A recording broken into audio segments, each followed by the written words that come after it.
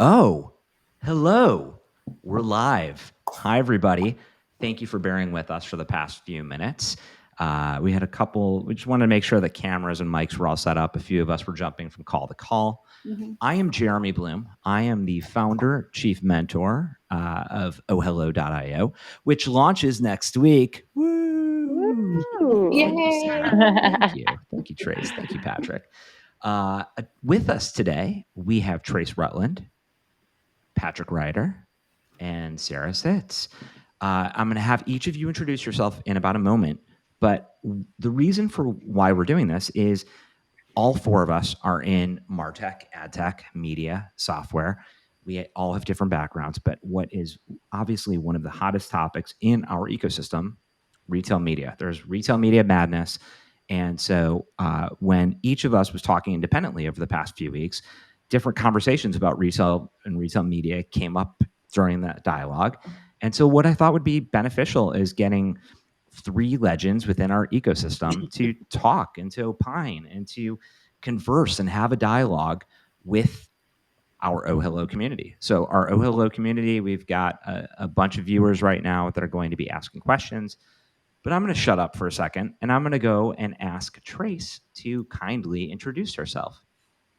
Hi, yes, I'm Trace Rutland. I noticed I didn't put my last name on the when I signed in, but I am currently doing consulting work for a little company that I made up called Tenacious Tech and Media. That's how people describe me, positively or negatively. I'm definitely tenacious. And I've been around the block a couple of times, started out on the agency side. I've been client side and CPG exclusively since 2010. I'm at Mars, Hershey, Tyson Foods, most recently of Ocean Spray. And I came from a media background, but have a strong passion around MarTech and where the two intersect. And you really can't talk about MarTech and media without talking about retail media. So, and I'm glad to see, glad to see this conversation happening as well as other about, where does retail media live in the ecosystem? So well said, Trace, and what fantastic experiences you've had all across CPG. So you've had a tremendous amount of experience within this ecosystem. So it's going to be great to hear your 2 cents. Let's go to Sarah. Sarah Sitz. Hi. I'm Sarah Sitz. I own a company. I'm a co-founder of a company called The Squeeze. We like to say it's where authentic brands find their juice. But really, we are a brand marketing and retail consulting firm. My partner and I most recently came from Foxtrot Market. We took the company from Series A to C, and so we consider ourselves experts when it comes to brand building, what it really means to be a brand in the consumer space today, and how you think thoughtfully about, how you differentiate, what your marketing strategy looks like, and ultimately how you launch and sustain in retail. My background prior to Foxtrot has been primarily on the brand side, working for kind of omni-channel businesses such as Grubhub and Cars, and then I started my career in media. So always growth-minded, but a brand marketer at the end of the day. That's awesome. That's awesome. Patrick. Yes, good to be with you. Congrats on the impending launch, Jeremy. Very Thank exciting. you. My background started in the agency side, and then spent quite a bit of time at Target where I had different roles, e-commerce, retail marketing, and then helped them stand up kind of the retail media network, which today is called Roundel. And then moved into more traditional marketing roles at places like Etsy, and a number of startups. So moved kind of from larger companies to smaller companies. And currently I'm getting interested in retail media again, as I was a few years back. So it's interesting to see what's transpired in that space. And in the past few years, still tons of opportunity and such an exciting time for retail media. But I'm doing a little bit of consulting and considering potentially a full-time role as well, but I have a strong entrepreneurial streak. So I'm kind of weighing the scales on which direction to go. So we'll see, but it's an exciting time. That's amazing. And so Patrick, the fact that we met about a decade ago through our mutual friend, Phil Numerick, shout out to Phil, love you, buddy. But when we met, something that was really unique was I actually learned about retail media a decade ago from you. I didn't really, at first, when I was at TubeMogul, I was selling a video DSP and didn't completely understand. And you and your team explained the process in a meeting to me. So thank you. And so I thought that by going full circle, it would behoove all of us to really understand just where the ecosystem, how it's evolved over time. So if you can kind of just maybe take a moment to talk about what it was back then to like what it's become and your time at Etsy as well. I think that it would be really great for people to understand and hear from someone who helped build the framework and built the economic model behind this. Well, there's a lot there. I mean, when I was immersed in this space, the word retail media didn't exist. Amazon, Walmart, and Target were selling ads. And I think the big question then was really around, is this shopper marketing or is this something else? Is this incremental in lots of different ways, but incremental from a revenue standpoint was always a big question internally that we had. Or are we just cannibalizing our shopper marketing dollars? And then for the brands, is incremental? Are we changing people's behavior? Is this beneficial to the consumer and to the brand? And I think both those questions probably are still lingering, I think. But that's kind of where we're at. My personal experience really was in building capabilities for Target. My team had taken on to sort of building, better target audience capabilities and leveraging our customer data for that, leveraging our customer data to surface insights and gain a deeper understanding into the consumer, and then leveraging consumer data, customer data to develop new measurement. And there were different variants of that, but we call it closed loop measurement was the most important. If we reach somebody with a marketing asset, can we connect that marketing asset, that exposure to an in-store purchase or an online purchase? And so spent a lot of time developing that capability. And what I and I think others realized inside Target was these capabilities are useful not only for Target and for our marketing campaigns, but other marketers would want this. This is not the holy grail, but getting us closer to the holy grail of some of the sort of quintessential marketing questions of when I commit this marketing action, what's the outcome? And then can I reach these specific groups of people? Can I reach cereal buyers in store in Ohio? And the answer is yes. Here's the list of them. We've got 2 million of them in the last 30 days, right? So that level of fidelity was intriguing, I think. And so my role was in helping transform selling ads on Target.com into what we would think about today as retail media, which is sort of discrete target audiences, improved measurement, depending on the strategy of the retail media, an infinite inventory pool, things like that. And so that was kind of where I got involved. And then beginning to think about it as a marketing driver as well as a revenue driver. And I think now the interesting thing to me is the third leg of that stool, which is what's the benefit of the customer, especially being in the startup space. And Sarah and Trace probably can identify that, being customer centric and always having that at the forefront. What's the value? What's the incremental value to the customer? I think is incredibly interesting. And so now as I kind of circle back around on this space, it's that third leg of the stool, adding that to what's the value to the brand, what's the value of the retailer, and now the consumer. All three legs of that stool is really interesting. And I think for me personally, that's where the current fascination lies in the industry. So great explanation. Thank you.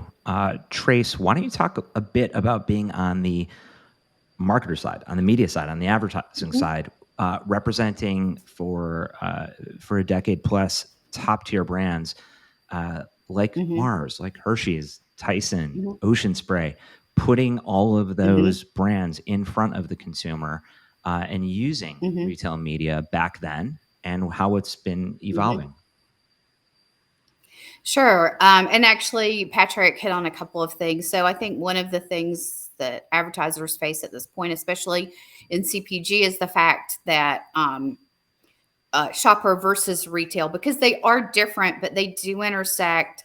And when you're thinking about how things organize and fall out inside of a CPG, if you don't put the two together, you run the risk of redundancy between the two efforts.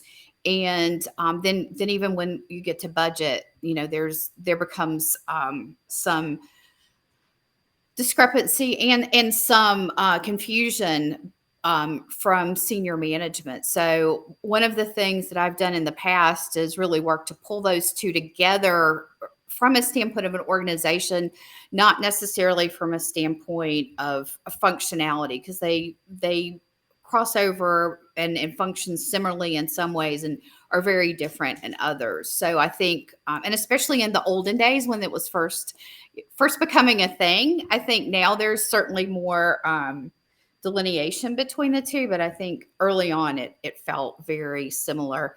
So I think that's one of the first challenges is I think anytime, and I know agencies really have the struggle too about when there's something new, where do you put it? Where does it live? To the point of, is it media or is it different? I mean, in my mind, I always think about being very consumer centric and what does the consumer see? And they don't see the difference. That's something that, we certainly see with our eye as when we're on a site or look at something, we know the difference, but the consumer doesn't. And so since the consumer doesn't, should we be thinking about it separately or together? And so that becomes really the provocation in that space. And then it's always a fight for allocation of dollars, right? And where does it go? And I don't think I'm sharing any big secrets that a lot of the retail media customers, because inside of CPG, we generally think of our customers as being our retail partners, and then our consumers as being the people who actually buy the product. So we think about our customers as like Walmart, Target, Walgreens, CVS, I mean, Kroger's, all those. I don't want to make anybody feel left out, but that's who we think of as being our customers when we use that language. And then the consumers is obviously the individuals who buy the products. So thinking about, sometimes there are customer requirements on how much money you have to invest from a shopper and from a retail media standpoint. And so that all has to come out of a budget, and then it becomes whose budget does it come out of? So I think you can get really deep into that rabbit hole. I'm not now, because again, I think it's really much more important to look at it from the standpoint of the consumer and where it lives and really what you're trying to accomplish. I think of shoppers being something that's really about driving people to a store to buy the product, whereas I think of retail media as just being a different way to talk to the consumer and a different way to find the targeting. I think that's the other piece of it. I think for a long time, manufacturers and advertisers have really wanted to get behind the scenes in terms of the data that they collect. CPG is not, I know P&G and Unilever have made big strides in collecting and having first party data, but most CPGs, your average CPG doesn't have a lot of first party data. So as they think to target and segment, the challenge becomes where to find that data. We know our retail partners have that data, but how do we talk about it and share it in a way that protects everyone's interest? It allows, that monetization that we know our retail partners are looking for. And we certainly support, all businesses making money. We just want to make sure that things happen in a way that's mutually beneficial, I think is the biggest concern from the advertiser side. Thanks, Trace. Patrick, I saw a lot of nodding, especially in the past 20, 30 seconds. Why don't you hop in? Because it's somewhat pedantic, so we won't belabor it. But I think it was interesting for me to hear Trace articulate the difference between the customer and the consumer from the vantage point of a CPG, because for so many years I've been in direct to consumer, and in some way or another we've been direct to consumer, and so the consumer and the customer is the same person, right? So I just use those terms interchangeably. Mm-hmm. But it was just interesting for me, and this is definitely inside baseball, but to hear Trace articulate that was interesting. And then, just how a CPG thinks about it is just interesting to me, because again, I never been on that side of the desk from a retail media standpoint, and I haven't had that sort of viewpoint since very early in my career in the agency days when I did sports CPG. So that was OhHello. where my mind was going. Amazing. Amazing. So it feels good to bridge smart people together and to be able to have these kinds of discussions. With that said, Sarah, help us understand, like, give us a little bit of your understanding, your experience having been on the agency side, then helping to be part of a marketing team at Grubhub, then co-leading marketing at Foxtrot, which is, in my opinion, a very high-end boutique convenience store, corner store. Why don't you explain a little bit more about just like the return to retail and just your 2 cents, as that's what you were living and breathing for quite some time? Yeah. I think a little bit of like hearing that the D2C heyday has ended a bit, right? Like the days of just being able to throw dollars on social and search and get as many people to your website as possible and see that turn. And so I think what we're seeing, in general for our current clients and, as we were building our own business, right, is how do you balance both and think about, an omni-channel customer and think about, the journey of how you're marketing to them. So Trace, I completely agree. We always thought about, consumer first, human first, right? And then, how do you start to see the way that people are shopping differently, right? Like, let's not always go back to COVID, but the reality is, like, in the post-COVID world, a lot more people want more tangible touch experience with the products they're buying, whether that be in CPG or elsewhere. And so I think you've started to see this shift to not only brands building more brick and mortar, right, but starting to invest much more heavily in retail, knowing they're seeing that foot traffic start to increase. And so, I think retail never went anywhere by any means, right? But you're just starting to see a more hungry shopper within retail environment. And I think it fulfills that need to start to invest in retail more, and the reliance on making sure that the dollars are focused, within the stores that you see the highest value in. What are the pain points that you would see, that a consumer sees, that a marketer sees? I think the problem is the reliance of it, especially for smaller brands, right? So we work with a lot of growing brands, and there's this like achievement of getting on Target's shelf, and but then what's next, right? So yes, I got there, but now in order to stay there, I need to think really thoughtfully about how I'm going to spend my finite dollars, sustain the demand that I'm going to start to see from being on shelf, and then make sure that I'm there 6 to 12 months from now. So I think what we're talking to a lot of brands about is like, let's not just think about how to get there, but what's your plan to get there, to stay there, and then to be there in 2 years from now. And I think there's just a lot of brands that are spending other dollars to even just produce the product to begin with. And so then to have to invest on a platform to even be found is really tough to kind of balance that need, because you really have to pay to play on these platforms in order to even be discovered if you're not going to be walking through those doors and incremental to walking through those doors. Trace, I see you nodding. What's your 2 cents? Sure. I mean, yeah, sorry, I was on mute. It's okay. Sure. Yeah. I mean that you're right. Getting on shelf is always your biggest concern. And then I think, we don't talk enough about digital shelf and what that looks like too, because that becomes an important part. And, we think about it in D2C standpoint, which is certainly, and you can't ignore Amazon really as our retail media piece of this too. And we don't, we don't really talk about that usually because that's been around, I think, for so long. We don't even really think about it. But I think, but yeah, getting on shelf is key. Staying on shelf is also important, because that's another challenge you have, especially for a big CPG, when you launch a new brand variation, or you are launching a totally new product, a smaller product line, a business line. And so you have to think about that. And then, past that, how to stay there. And then how to combine your digital efforts with your brick and mortar. So I think there's not a point where, and again, I know to your point about COVID kind of changing the paradigm, I'll say that it didn't change the paradigm as much as I thought it was going to, in terms of, I think people have gone back to store more than I expected them to. But I will say that, I do think it did help ingrain digital shopping habits within, across the consumer landscape, and not just for, I always call us the precious few who have been digital for a long time. I think it got kind of the average American more accustomed to shopping digitally, but how far will that go? I mean, I think we've had a swing back to brick and mortar. Now I think we'll probably see a swing back onto the digital side. But I think digital shelf is something you have to think about when you talk about retail media. I mean, it's part of the process. Oh, I completely agree with you. I mean, I think we at Foxtrot, we found this really nice sweet spot, right? Because we were all these people that had never shopped online before or through delivery, right? Started to be like, oh, this is something within that I can do. I'm not scared of anymore, right? And so I think I agree with you completely. There's a whole new audience now that is way more comfortable online shopping than they ever were before, combined with the fact that they, are craving more of this like experience incrementally. Good point.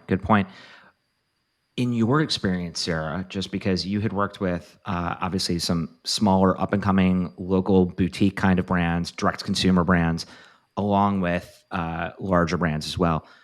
When you, Trace and Patrick, were just talking about just thinking through the life cycle, thinking through, okay, how much needs to be produced? How do you get on the shelves? Then how do you think through from a capital component of, okay, do we have enough to create all of this product over the next 6 months? Have we met with all of our suppliers? Do we have enough corn, enough soy, enough carbonated water, whatever it might be, enough sugar to go and infuse and create these products? What are some trends that any of you have seen in your experiences that the average consumer isn't thinking about, or the average marketer might not be thinking about when it comes to getting a product? Okay, you're in Foxtrot, you're in Target, you're in Dollar General, whatever it might be, whomever it might be. What's next? How should brands be thinking about that? How should marketers be thinking about that?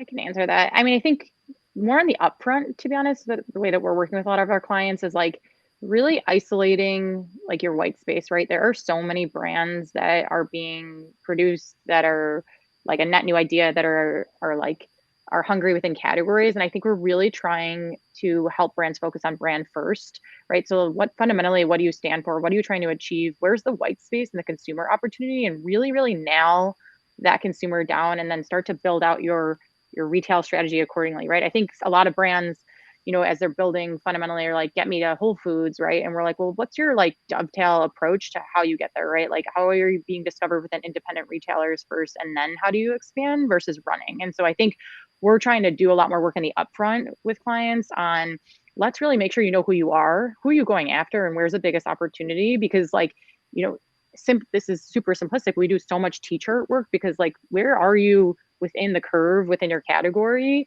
and then that starts to help validate where you're starting to investment too, or even what are you bidding against? Who are you playing against? Like, are you in the bakery or like as a cookie, or are you frozen, or are you someone that's, a quick grab and go item? And so I think we really try to think thoughtfully from soup to nuts, like in placement within categories, because then I think it helps build a stronger investment strategy to think about even who you're competing with against and why in the upfront. What brands are doing it right in your collective minds? It's a hard question. Didn't put this in our notes. What retail media networks are doing it right?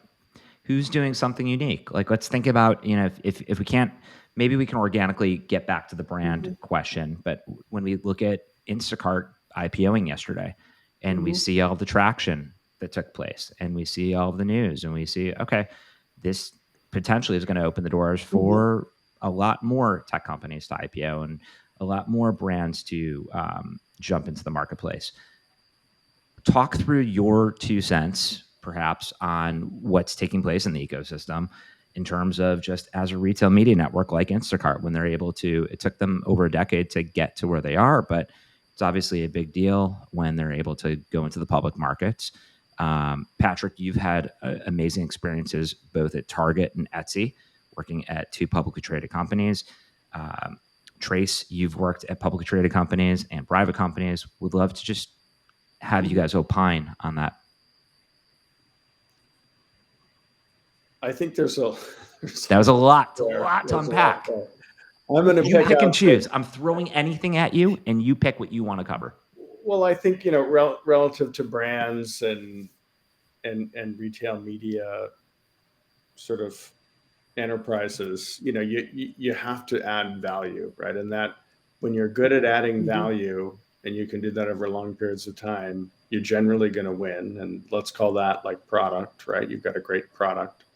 And then marketing can help enhance that and amplify that, right? So I think that's the key ultimately. Complementing what Sarah said, my background has been predominantly like direct to consumer. So while brand is incredibly important and is a meaningful lever, changing a brand position, appealing to a new audience, and expanding your TAM, your addressable market, those things super meaningful.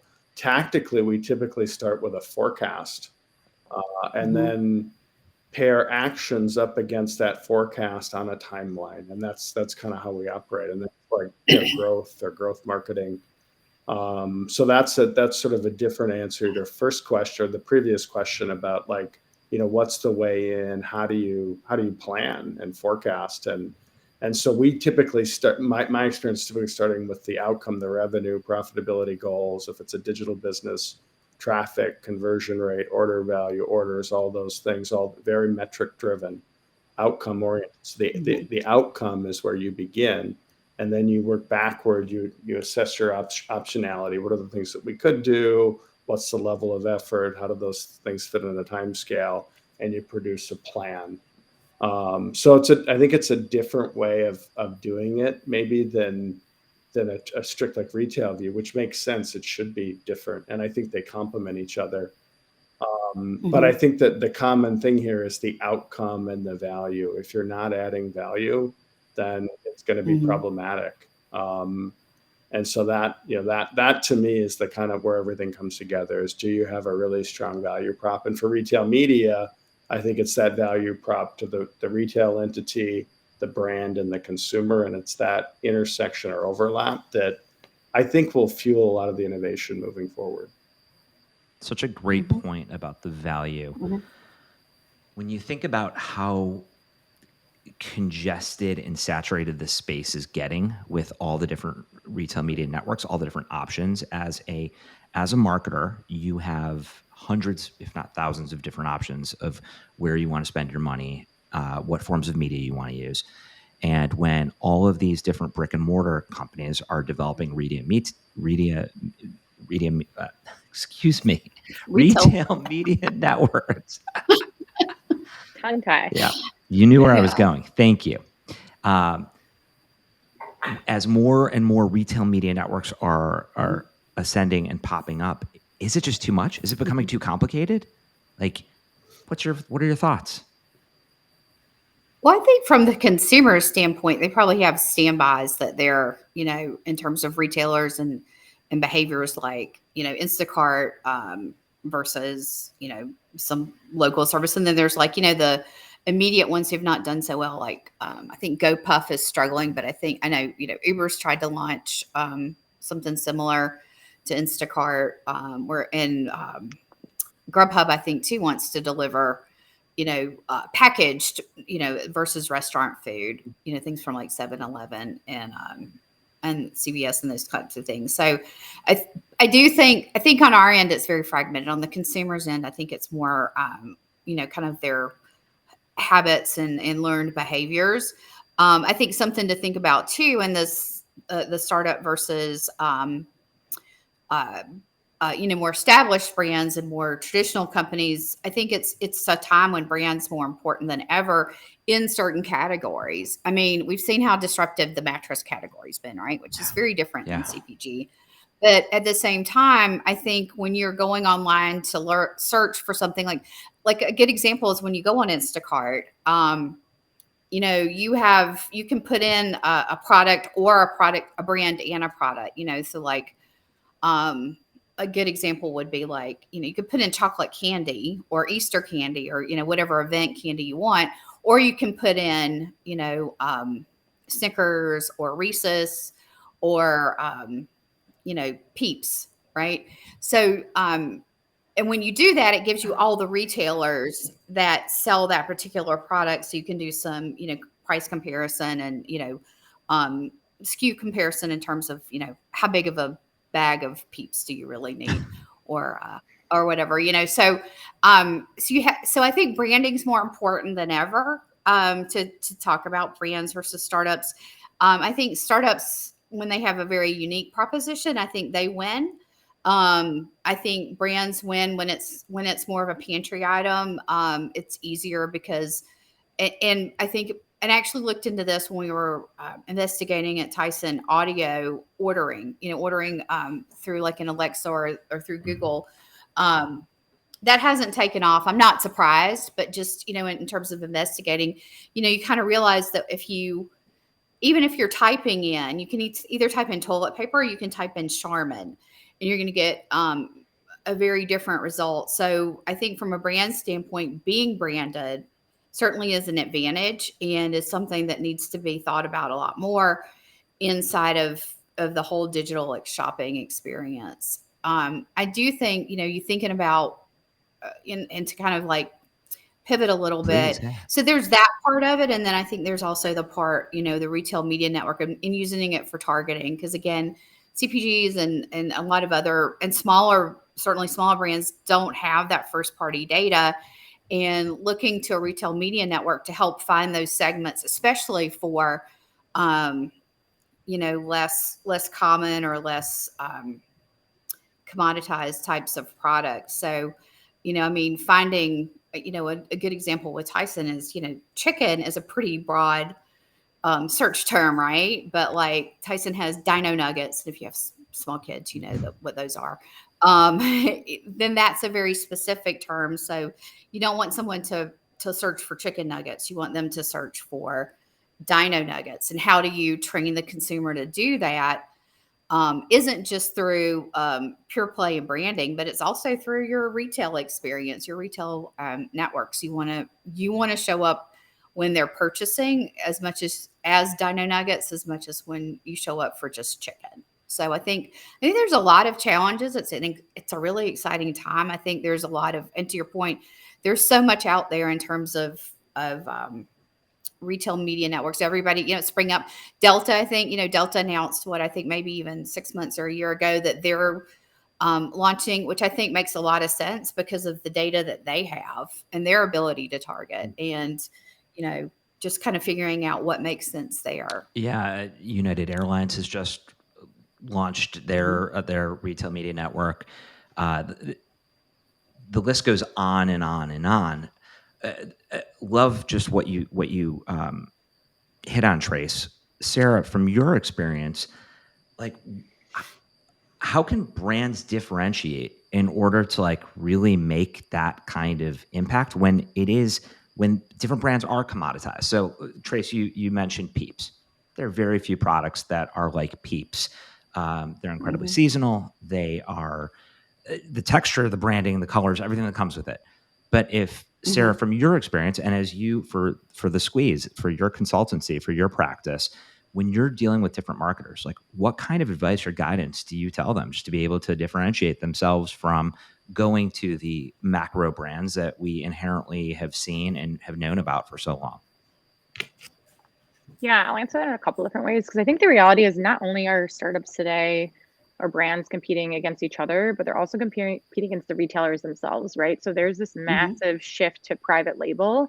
Like you walk into a Target, even I, who's like, I'm obsessed with private label. We built like 100 brands at Foxtrot, but you walk around and the reality is every single category is private label, right? And so not only are they competing against the big guys of the world, but they're competing against the retailer themselves.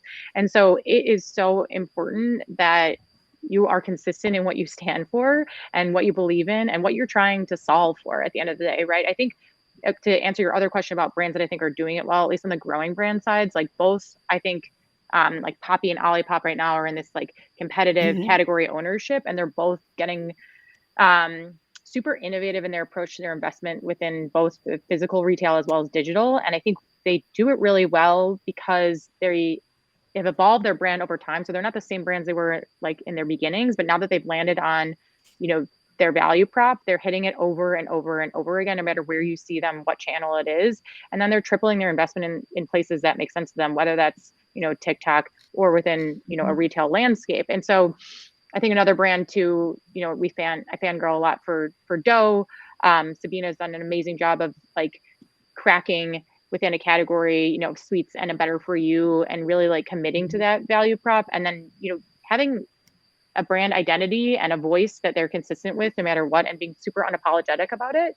And so that's not for everyone though, right? Maybe you're not a brand that is provocative, but that's okay. But just be who you are through and through. And so I think we really coach, whether that's verbally in your sampling strategy, right? And being really smart about who's touching your brand, because every extension of your brand is going to drive purchase at the end of the day. And so I think we're just hammering through consistency, owning your elevator pitch, and making sure whatever version of that, whether that's an ad at its smallest form, or, you're producing a piece of video content, that you're consistent in who you are. Great points. Any other topics that we haven't discussed that you guys want to hit on just collectively as a group before we open up the chats? What about, we didn't have this in the notes, but I'll throw a couple curveballs at you.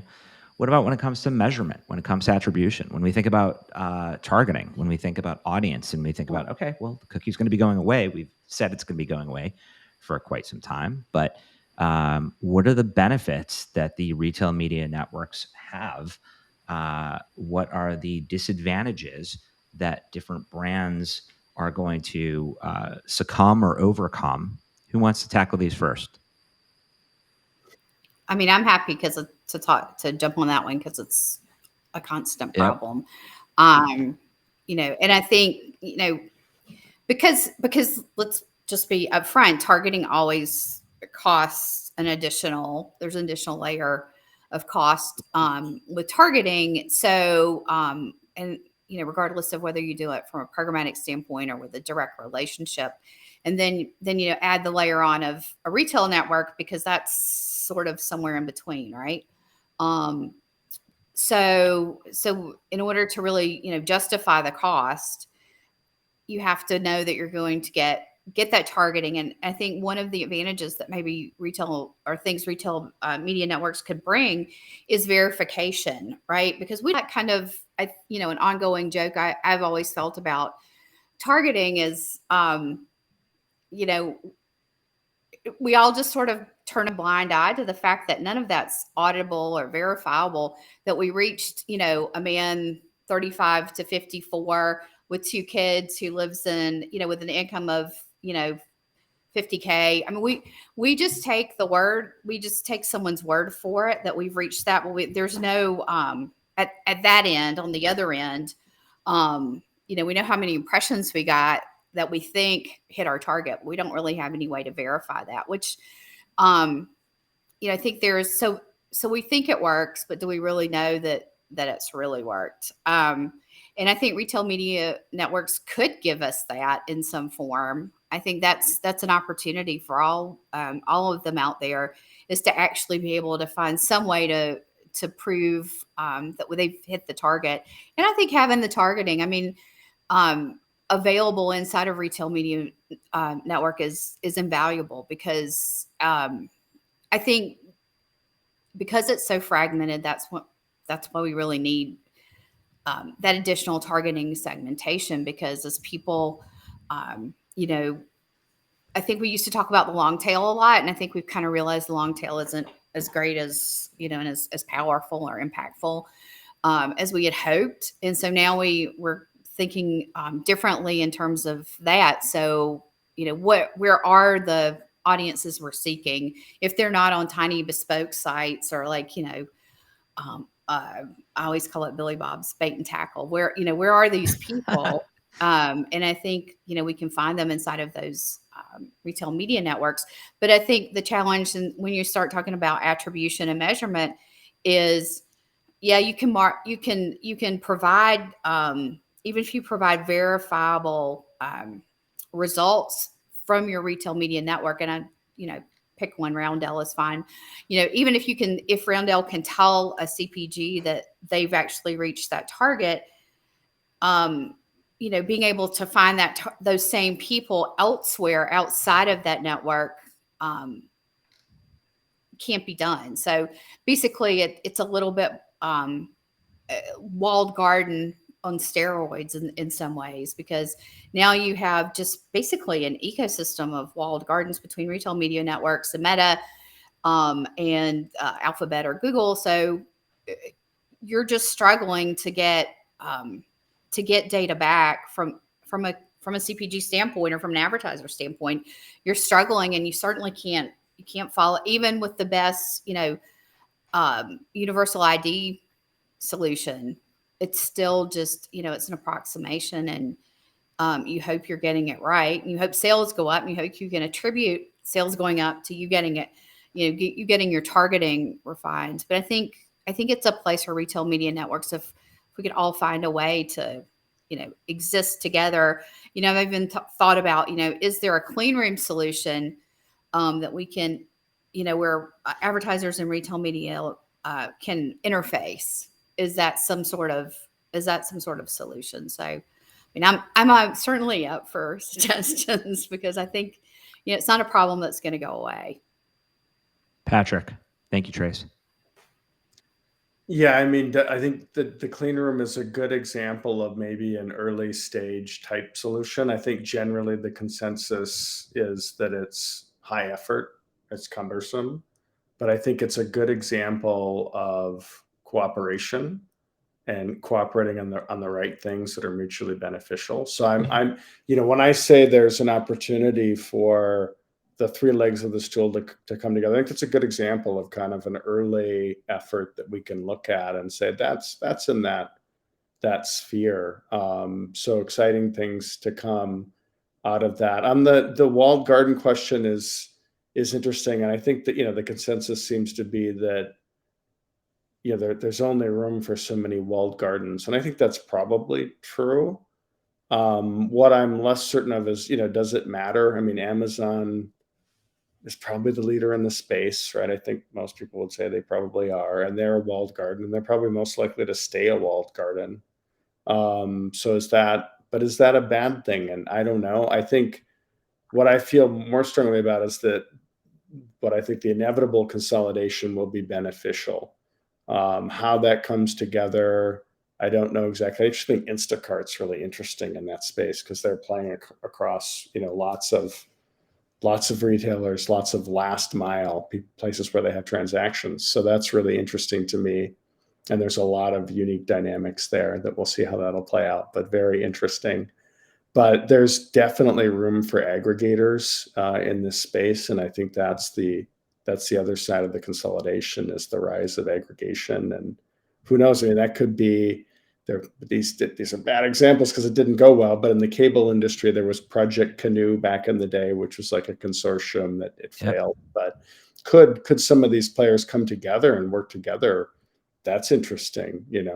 Could it be a third party like a Meta? It could be, for sure. I mean, I think we can all envision that. I don't know how exciting that is to people, but I definitely see us as like the precipice of kind of that next wave of innovation that'll answer some of these questions. So it's exciting.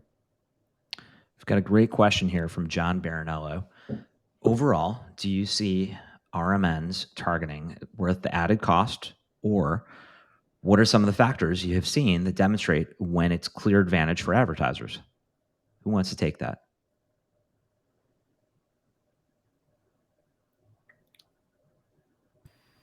Trace, I think I see your mouth moving, but I think sorry about that. I have a dog that's like lapping up water very loudly. Oh, it's all good. We're all dog fans. Everyone on LinkedIn, YouTube, and Twitter. If you're not a dog fan, don't be a fan of OhHello. Like, we're dog people. But I mean, in terms of, I think, is it targeted? Is targeting worth the added cost? And I think if you can show through like an MMM or, I don't know, multi-touch attribution. I mean, I think it, we have an attribution problem and we have a targeting problem, and they go together and they kind of equally stress everybody out and make it hard for everybody. If we could, if you can attribute I mean, the bottom line is if you can attribute an added cost to increase sales or incremental sales, then you can, obviously it's not a problem because everybody's willing to go and spend that extra cost to yield revenue. I think the challenge is proving it, and proving it because when you think about last touch or last mile and all of that, how do you really prove that because people don't just go to in one place to look for one thing. They spend a lot of time looking, especially for new products, right? And investigating and comparing and price shopping. So someone could, Amazon's a great example. Most people in a brick and mortar store will use Amazon rating and reviews and to make decisions about purchases, and they'll do price comparisons on their phone in a store. But how do because of walled gardens and I understand everybody wanting to monetize, but that also keeps us from figuring out really who's doing the heavy lifting, right?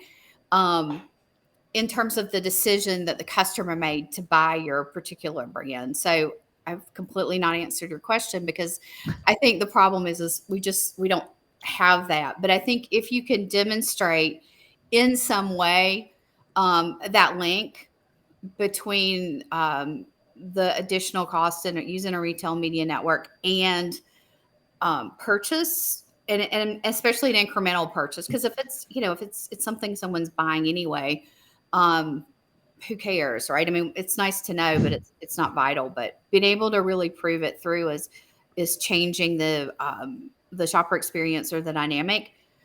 Yeah, people we're going to pay. Advertisers are going to pay what they need to do that. So, yeah.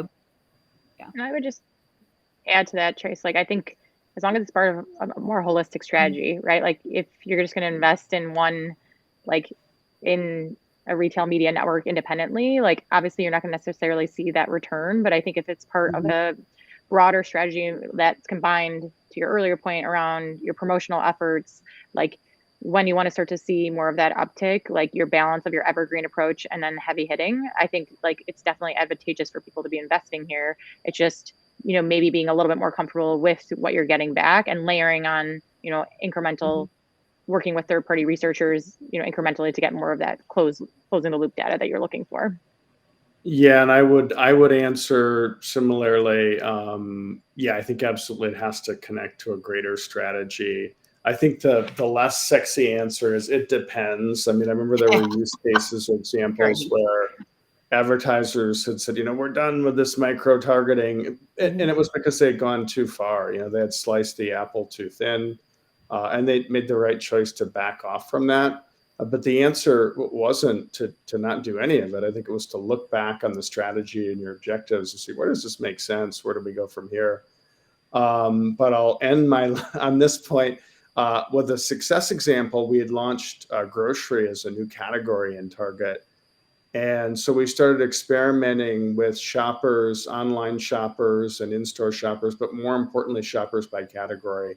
Apparel shoppers, electronic shoppers, et cetera, and understanding where is the propensity to shop grocery, right? And so we're using it for insights and performance purchases. But by creating these discrete cohorts, we could say, okay, apparel shoppers are, 75% less likely to convert to our new grocery category. There's some hesitancy there. We don't know why, but we know they're not converting. Conversely, electronics buyers are all over it. They're converting at a much higher rate. So as an insight driver, it was really useful in tactically informing the launch of grocery. So that was an example where it was really, really useful. Thank you, Patrick. So as we look at the clock, we've got a few minutes left and want to make sure that everyone has time to hop into their next meeting, their next Zoom, whatever it might be. Any parting words of wisdom, any other advice that you guys can each give on the space? And before you do that, I just want to say thank you to our viewers. Thank you to our listeners. Thank you to the three of you. Thank you, Trace. Thank you, Sarah. Thank you, Patrick, for A, being on this panel, and B, being part of the OhHello community. It means a lot. Excited to have you on our platform when we launch next week. Sarah? Parting words of wisdom. Parting words would be, don't ever be afraid to test and learn, right? Like what might be the right mix for one product or customer might be different for another. And so I think we're always looking for that shining star or the anchor of like our investment strategy that's gonna, we are able to double down on. So I think it comes the same when it comes to retail. I think like, don't be afraid to try, find a blend of the tactics that work for you and then double down on that investment. And then I will always just say, maintain the integrity and the heart of your brand, and don't be afraid to differentiate and keep iterating as you grow. Awesome. Trace. I guess my parting words would be the person who, or the company that figures out how to let people share data without losing its value is going to rule the world. I've certainly been racking my brain about that because, what does it look like? Because the truth is, again, when you're, especially on the CPG side, your retailers hold really all your consumer data. I mean, because that's where things are purchased. I mean, most CPG have some D2C offerings, and those are great for learnings and, and they're certainly growing that side of it, but they're so far behind. So, how do we figure out a way that lets brands understand and their consumers and their consumer behaviors, and still letting retailers, monetize and benefit from that. And anybody who figures that out is going to, talk about a legend in the space. That they'll be the Bill Gates or the Mark Zuckerberg of our industry. So I wish it was me, going to be me, but it's probably not. It could be. Don't Maybe. Never say never. Never know. Patrick, you pretty much gave your parting words, but anything else before we come to a conclusion? I mean, it's not new or a revelation by any means, but I think prioritization is so key. With so many choices in so many different areas, getting really, really clear on what matters to us right now. What do we need to do? What does success look like? And just doing a few things really well probably means more than trying to boil the ocean. So prioritization is always a good thing. Well Agreed. said. All right. Well, thank you, everybody. Thank you for watching. Thank you for being part of the panel, my friends. OhHello.io is launching next week.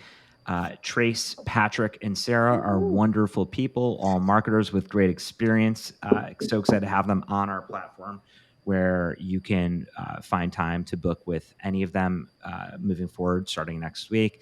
And good luck to all. Thank you very much. Goodbye. Bye, everybody. Bye. Thank you. Thank you. Bye. Thanks so much. Thanks. Bye.